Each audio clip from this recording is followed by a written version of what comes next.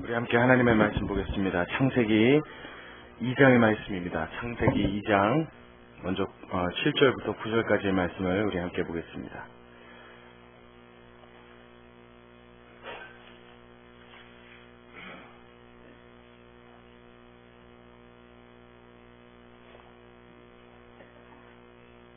창세기 2장 7절에서 9절까지의 말씀 우리 먼저 함께 합독하도록 하겠습니다. 함께 읽습니다. 여호와 하나님이 흙으로 사람을 지으시고 생기를 그 코에 불어넣으시니 사람이 생명이 된지라. 여호와 하나님이 동방의 에덴에 동산을 창설하시고 그 지으신 사람을 거기 두시고 여호와 하나님이 그 땅에서 보기에 아름답고 먹기에 좋은 나무가 나게 하시니 동산 가운데에는 생명나무와 선악을 알게 하는 나무도 있더라. 아멘. 우리 15절로 17절까지 한 군데 더 보겠습니다. 15절로 17절 역시 함께 읽겠습니다. 여호와 하나님이 그 사람을 이끌어 에덴 동산에 두사 그것을 다스리며 지키게 하시고 여호와 하나님이 그 사람에게 명하여 가라사대 동산 각종 나무의 실과는 내가 임의로 먹되 선악을 알게 하는 나무의 실과는 먹지 말라. 내가 먹는 날에는 정령 죽으리라 하시니라. 아멘. 할렐루야. 오늘 설교의 제목이 여러분 왕의 귀환입니다. 왕의 귀환. 무슨 영화 제목 같죠? 몇 해 전에 나왔던 반지의 제왕이라고 하는 영화의 3편의 소제목이 왕의 귀환이었어요. 이렇게 발음이 오늘 힘듭니까? 왕의 귀환. 왕의 귀환. 이게 도대체 무슨 말인가? 오늘 선악과를 하나님의 에덴 동산 가운데 심어 놓으시고 또 사람을 데려다가 그 에덴 동산에 지킴이로 두셨다. 지키고 다스리고 모든 것을 하나님의 대리자로서 행하게 하셨다는 본문을 읽어놓고 오늘 설교 제목이 왕의 귀환이랍니다. 이게 도대체 무슨 내용일까요? 언젠가 제가 선악과에 대한 이 사건을 놓고 여러분들과 함께 말씀을 은혜 나눈 적이 있습니다. 제가 설교를 한 적이 있는데 이 내용에 대해서 우리가 먼저 첫 번째로 생각해야 될 것은 선악과를 통하여 하나님은 우리를 옥새로 얽어매시거나 그것을 통하여 하나님이 아심에도 불구하고 어리석은 행동을 하시기 위해서 선악과를 두신 것이 아니라 하나님께서는 우리를 통하여 진정한 예배를 받으시고 우리의 진정한 사랑을 받으시고 우리 기꺼이 하나님 앞에 순종하는 하나님의 자녀로서의 그 사랑과 교제를 나누길 원하신다라고 함께 나눴던 것이 기억이 납니다. 여러분 기억나십니까? 딴 데 보지 마시고 절 보세요. 저를 보십시오. 한번 이 말씀에 대해서 우리가 나눴음에도 불구하고 오늘 이 본문의 내용은 사실 더 많은 내용과 더 깊은 내용을 담고 있기 때문에 오늘 이 본문을 한번 더 택해서 저와 여러분이 이 말씀 가운데 나타나 있는 은혜를 함께 나누고자 합니다. 오늘 이 본문에 나타날 때 우리가 가장 이해 안 가고 이해하기가 힘든 부분이 하나님께서 선악과를 만들어 두셨다는 부분입니다. 선악과를 먹는 날에는 정녕 내가 어떻게 된다고 그랬어요? 죽으리라 그랬어요. 죽는다는 그 나무를 만들어 놓으신 것 자체가 우리에게 참 이해가 안 가요. 그렇죠? 여러분 같으면 여러분 자녀들이 있는 집에 아직 무언가 스스로 판단해서 위험한 것인가 위험한 것이지 않은가 이런 걸 구분할 수도 없는 아이가 있는데 집에 위험한 물건, 손대면 잘못하면 죽을 수 있는 물건, 여러분 이런 거를 놔두겠어요? 둘 리가 없죠. 근데 하나님은 그걸 두셨다는 거예요. 그게 첫 번째로 우리에게 이해가 안 가는 부분입니다. 또 하나는 두신 것까지도 이해가 안 가는데 더 기가 막힌 일은 하나님이 그 나무를 어디다 두셨대요? 동산 가운데 두셨답니다. 왜 하필 하나님은 그 위험한 물건을 사람이라고 하는 이 연약한 질그릇이 사는 이 동산 정 가운데 두셔서 하필 중앙에다 두셔서 왜 이리로 가도 보이게 만들어 놓으시고 저리로 가도 보이게 만들어 놓으시고 또 우리가 앞서 본문의 앞 구절에 보면 그 선악과를 묘사한 내용이 있는데 선악과가 얼마나 탐스럽고 아름다운지 먹기에 보암직하고 탐스럽기도 하고 지혜롭게 할 만큼 탐스럽다라고 했어요. 그러니까 여러분 사과도 반짝반짝 예쁘게 닦아놓으면 얼마나 먹고 싶어요. 그 한 입 콱 홍옥 같은 거요.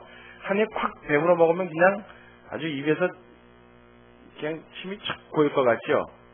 근데 선악과가 얼마나 탐스러워 보였는지 부함직스럽고 탐스럽기도 하고 먹으면 꼭 정말 지혜롭게 될 만큼 탐스러워 보이더라. 그걸 하나님이 하필이면 가운데다 박아놓으셨단 말이야. 우리는 도대체 이해할 수 없는 일이고 왜 하나님이 그렇게 일처리를 하셨는지 우리의 두뇌로 우리의 지혜로 도저히 알 길이 없습니다. 그래서 우리는 이 본문을 볼 때마다 어떤 분은 시험에 빠지기도 하고 어떤 분은 그냥 읽었지만 안 읽은 것처럼 넘어가기도 합니다. 우리 지혜만 같아도 우리의 생각만 같아도 거기 둬요 안 둬요? 안 둘 텐데 우리의 지혜와는 비교할 수 없는 하나님의 지혜 그분께서 이 선악과를 동산 중앙에 두셨다. 도대체 왜 그러셨는지 알 수가 없는 거예요.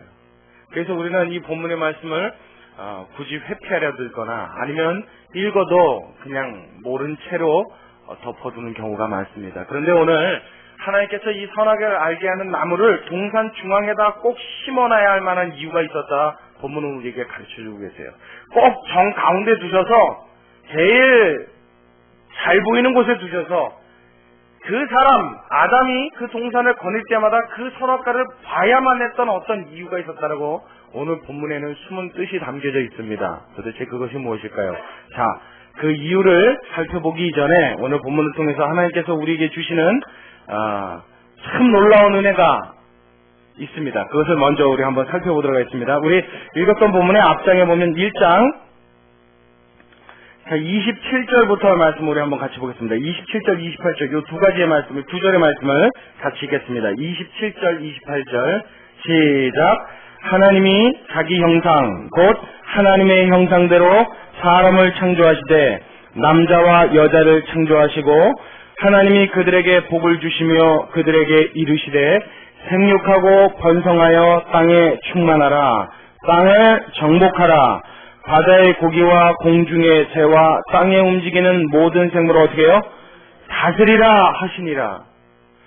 정복하라, 충만하라, 다스리라. 그렇죠? 근데 정복하라, 충만하라, 다스리라 하신 말씀을 누구에게 주셨어요? 사람에게 주셨습니다. 그 사람을 하나님이 27절에 보니까 누구의 형상대로 만드셨대요? 하나님의 형상. 참 희한하죠. 예사 보십시오. 여러분 원래 정복하고 지배하고 다스리는 것은 누가 하는 일입니까? 하나님이 하시는 일이죠. 본래 정복하고 다스리고 충만케 하시는 것은 이건 하나님의 소관입니다. 그런데 하나님이 그 일을 하지 않고 누구한테 하라고요? 사람한테요. 근데 이 사람을 누구처럼 만드셨다고요? 하나님처럼. 자, 그렇다면 지금 나타나 있는 아담, 이 사람은 누구를 대표하는 사람입니까? 누구의 모습을 그대로 표현하는 사람입니까? 그렇죠. 하나님의 역할과 하나님의 모습을 그대로 갖고 이 땅에 온 것이 바로 우리들 사람인 줄로 믿으시기 바랍니다. 그렇다면 하나님이 이 땅을 지배하고 정복하고 다스리고 충만케 하시는 이 모든 하나님의 사역을 누구에게 넘겨주신 거예요? 사람에게요. 원래는 하나님이 하시는 일인데 원래는 하나님의 소관인데 그 모든 권한을 누구에게 위임하셨다고요? 인간들에게, 사람에게. 즉 다시 말하면 하나님이 이 땅을 지배하고 정복하고 다스리는 모든 왕권을 누구에게 주셨다? 사람, 우리에게 주셨다. 할렐루야. 대표되는 사람 아담에게 하나님은 그 권한을 위임하신 거예요. 내가 나 대신 뭘 해라? 왕권을 행사하라 이거예요. 이 땅을 내가 창조하였다. 내가 모든 것을 충만케 하였다. 땅에 기는 것과 하늘에 나는 것과 물속의 고기와 모든 풀과 채소와 이 땅에 숨쉬는 모든 것들, 창조되어 있는 모든 피조물을 다 내가 만들었다. 그런데 너는 이것을 어떻게 하라? 나 대신 다스리라. 할렐루야. 얼마나 멋진 얘기입니까? 하나님께서는 사람에게 하나님의 왕권을 위임하신 줄로 믿으시기 바랍니다. 그러니까 우리는 뭐요? 하나님의 대리자로서 이 땅을 지배하고 정복하고 충만케 하고 다스리는 이것을 우리는 하면서 살아야 될 줄로 믿습니다. 뭐요? 왕의 귀환이죠. 왕이 돌아온 거예요. 누구를 통하여? 인간, 곧 저와 여러분, 우리들을 통하여 하나님의 왕권이 이 땅에 나타나는 줄로 믿으시기 바랍니다. 그런데 이 왕에게 하나님이요, 선악과를 두셔놓고는 그것을 보면서 먹지 마라 그랬단 말이에요. 자, 아담에게 하나님이 모든 것을 창조해 놓으시고 뭐 하고요? 다시 한번 해보죠. 지배하고 정복하고 다스리라 그랬죠. 충만케 하라 그랬어요. 그러면 아담의 마음대로 그것을 뭐든지 임의대로 처리할 수 있다는 얘기입니까? 없다는 얘기입니까? 있다는 얘기죠. 모든 것을 그에게 다 허락한 겁니다. 그래서 하나님이 아담에게는 어떤 일을 시켜보냐면 모든 창조물들을 그 앞에 지나가게 하시죠. 그때 아담이 뭐 했더라고요? 이름을 갖다 붙여줬죠. 구약시대에 이름을 붙인다라는 의미는 그 이름을 부여받은 것은 이름을 붙여준 자에게 복속된다, 포함된다, 그의 소유가 된다라는 어떤 의미를 지니고 있습니다. 그러니까 아담이 모든 짐승들이나 모든 피조물에게 이름을 탁탁 붙여줄 때 그것이 다 누구의 소유가 되는 거예요? 아담의 소유가 되는 거예요. 아담의 관장 하에 들어가는 겁니다. 아담의 소유권을 하나님이 인정하시는 거예요. 모든 것을 내 마음대로 해라고 했어요. 뿐만 아니라 하나님은 동상에 있는 모든 나무의 실과를 내 임의로 먹되 네 마음대로 해 그랬다고요. 그러니 적어도 아담이 에덴 동산의 안에서 있어서만큼은 뭡니까? 정말로 자기 마음대로 할 수 있는 왕이지요. 그런데 하나님이 딱 하나만 단서를 두셨어요. 딱 하나만 그에게 규제를 걸어 놓으셨어요. 그게 뭐예요? 선악을 알게 하는 나무의 실과는 먹지 마라. 무엇인가 안 돼라는 그 규제를 딱 한 가지 해놓으셨다고요. 그게 바로 선악과를 먹지 않는 것입니다. 그렇다면 지금 우리는 십계명 하나님의 율법을 압니다. 그래서 하나님께서 무엇을 기뻐하시고 무엇을 싫어하시고 무엇을 원하시고 무엇을 원치 않는지 우리는 잘 알고 있습니다. 그런데 아담에게 있어서는 하나님이 무엇이든지 다 어떻게 하라고 그랬어요? 네? 마음대로 임의대로 해라. 그 대신 딱 한 가지만 뭐만 먹지 마라? 선악과만 먹지 마라. 그러니 아담에게 있어서 하나님의 율법은 무엇입니까? 뭐 먹지 말라는 게 율법이에요? 선악과 안 먹는 게 율법입니다.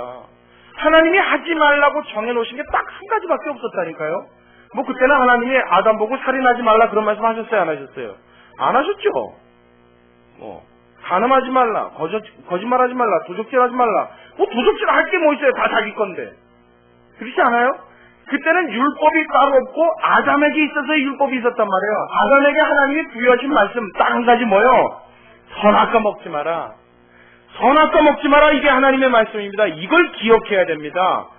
이 왕은 하나님께로부터 부여받은 하나님의 직권인데 이 직권을 행사함에 있어서 하나님이 꼭 한 가지 지키기 원하셨던 건 무엇이라고요? 선악과를 먹지 말아라. 그래서 하나님이 선악과를 동산 중앙에다가 심어 놓으셨어요. 자, 우리 신명기 17장으로 한번 가봅니다. 신명기 17장.